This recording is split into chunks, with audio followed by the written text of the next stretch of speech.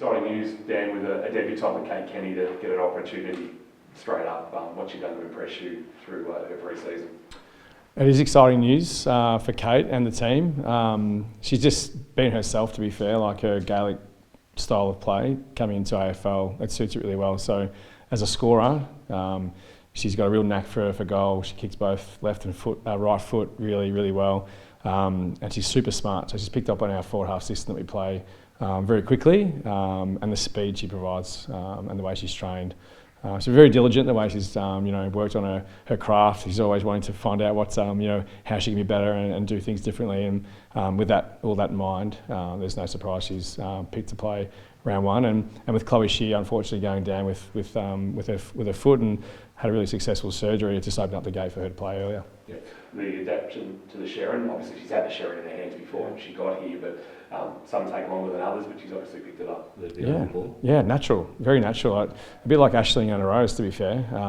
Picked the footy up and it just looked natural from the start. So it was more about around the corner and things like that, which is quite natural for her to kick from the Gaelic perspective.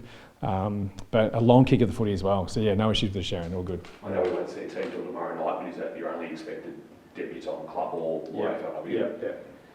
Nice to be settled then to take a majority of what you had last year into round one and roll in.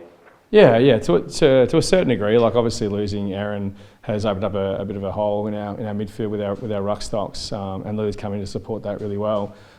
So that aside, the team is pretty stable, which is great. Strong pre-season, everyone's pretty fit and fine, ready to go. So yeah, we're lucky. It gives me some headaches, but we're lucky, which is good. I'm going to say, have you had to have a couple of chats with girls just to say, you're close, keep that? Yeah, I do. And it's ongoing. Those things happen all the time. So who misses out this weekend, they'll be disappointed. But again, the pressure that they're putting on us to select them is great for the group's development. And there's scrimmage matches happening as well at the same time. So Saturday morning at 10:30 at Deakin, there's a chance for our non-selected to play, which again, keep putting pressure on the players who are already in the team. Yeah, Melbourne's always a cracking matchup. I think I was talking to Nina the other day, and you barely played them home and away, but now you're playing for a third time in 12 months. Yeah, I know, it's amazing. 5 years without playing at all, and then three games in 10. It's a bit of a marquee matchup now for us. They smacked us last year after half time, and we learned a lot from that first performance, and then obviously the final we played a better game, which is great, probably more our brand. And probably where it was from a performance perspective from us late in the year too. So round one, it's been 9 months of waiting, so it'll be interesting to see how both teams line up, but they're a quality team, have been for a long time, so it's great for us to play against them. You've got 3 players coming up to play their 50th game as well. How important is it to celebrate milestones like that in the AFLW, because it does take a while to reach that 50-game mark? Yeah, you're right, Jen. We talked about that pre-train this morning. Had a nice little highlights package with all 3 players, Kate Sermon, Michaela Bowen and Amy McDonald. They've been around for a long time now, and it takes a long time, you're right. Like 7 games was the initial starting point for teams, and then you build up to 10, now 11. Like, we had a laugh about how the men can do that in maybe 2 years if they play every week, but it's taken many years to get to 50. So we make a big deal of it because we know the trials and tribulations attached to it, injury, all these things that might hamper that. Not playing finals also doesn't support the growth of individual milestones like this. So no, huge for us to have 3. And I think it also talks some volumes around how our list build in regards to our experience now. To have multiple players who have played more than 50 games at this point in time for us is a really good sign. Can you speak specifically to Amy? Obviously all 3 players are important to the system, but Amy's feels like a born and bred Geelong person, multiple club best and fairest winner. What has she specifically meant to this club and the trajectory that you're now on?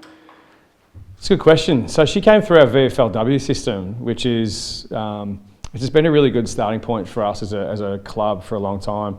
So for her to go through that system with a bunch of her teammates and then play a really starring role with our midfield group, but also to pick up the nuances of the game, to build on the strengths of those around her and to change her game from year to year. She's a multiple best and fairest winner, 3 best and fairest for us in a row, and she came, I think she's in the top 3 or 4 last year as well. So she continues to evolve her game and build on her game. Her footwork and her speed and the way she can move and extract the footy is like not many others in the competition. So to support that, it's about building the IQ, her IQ and game awareness to then play the game in a different light and not just rely on her ability and her speed to get the ball forwards and out of contest. So it's been a long time for her to build those types of little nuances of the game. But now you bring in Georgie and Nina and Becky and Darcy Maloney and these girls that can support her inside. We shouldn't be relying on her as much as we have been, which is a great sign for us as a team. But you know, we're here because of the players like her and Nina and the girls who've been around a long time. Dan, can I ask as well, like you mentioned a little bit before, and when we spoke last time, she didn't only had those 10 minutes in that first kind of match sim, but to get her into the Essendon kind of practice match, how come I know you raised with her coming in and what she's been able to show in that game and, you know, potentially on this weekend selection? Yeah, you're right. So she came in always as a support for Erin. And to be a bit of a project for us to build her capacity at 6'2", heptathlete background, exceptional athlete, with a limited football background for us to utilise. So we were fully aware and our eyes were open to where she was at. So we're really happy with the way she's progressing with all that in mind. She's up for selection this week because we need to have a genuine player who plays in the midfield, but we've got 2 or 3 players that we can roll through there if we need to. So happy with the way she's progressing. She's certainly putting her hand up and getting better. Is it this week? Maybe. She's in selection mode, but you know, there's games where she's going to have to be ready to play as well if she doesn't play this week. How's obviously like Chloe had the toe surgery. How's she feeling? Hopefully to get her back in the second half of the season, but as you mentioned, I guess with the forward line, bringing in Kate Kenny, but how else have you just obviously had to kind of adjust with her being out of the side at the moment as well? Yeah, it was a blow, sure. Like, you know, one of your best forwards and in the competition, to be fair. So to miss her for the first portion of the year is going to be disappointing for us. But she had surgery early this week. She's recovering really well. She's actually back amongst the group now, so she's feeling like she wants to get back out there, as you'd expect. But as I said to Kingy before, it opens up the door for players like Kate Kenny to play early. A few of our younger players to play a bit more of a role. Chantel Mason's, you know, banging the door down to play her first game very shortly as well. So it just provides opportunities for us to look a little bit different in our front half. Sorry, mate, you go. Just going to ask Chantel, you know, she's proven goal kicker at, you know, Coach Talent League, was able to kind of follow it up with VFL for the Cats as well. How's she just looking in terms of her progress to kind of take that step to AFLW? Yeah, well, she's a first-year draftee, so there are some weeks where she's flying, there are some weeks where she's just finding it difficult, you know, just that trials and tribulations of consistency around performance. So she's extremely diligent. She's doing all the things that the coaching staff are asking her to do and our teammates as well. So from my perspective as a coach, I couldn't be happier to have someone like her on our list. And again, with the condensed season, the numbers on the list, she's going to have to be ready to play, and I have every trust in her at this point in time that she'd be a really solid contributor. Whether she kicks 35 goals in 5 games, I'd be happy if she did that like she did in Coach League, but she certainly has the capacity to break a game open. She's done it at training many times where she's really, you know, had a 5-10 minute patch where she's just the most dominant forward on the ground. For a first year player, it's exciting for us. This year you do carry some expectation given where you finished last year, you came so close in that prelim. Has it changed the way you guys enter this season now? Not really, Jem. We're still on that, like we finished 5th last year in terms of ladder, so we're still kind of hunting teams above us, and that's our mentality. It's like we're not quite there, and we want to be challenging the best teams. So having a fairly successful year last year playing in a prelim, you know, we've got a pretty challenging first 2 or 3 games and a season, to be honest. So, but we take that on as a bit of a well done, like this is what you asked for. So here it is right now for you to prepare for and battle against. And as I said to Kingy before, Melbourne is super and have been for a long time, and they haven't really changed too much, to be fair. You know, they're going to be really strong again. Like their younger players are getting better. They're still very tall and fast. So it'll be a really good challenge for our group, but there's no real expectation on, hey, listen, we've got to take one more step further to show everyone that we're getting better. Consistency and competitiveness are things that drive our program.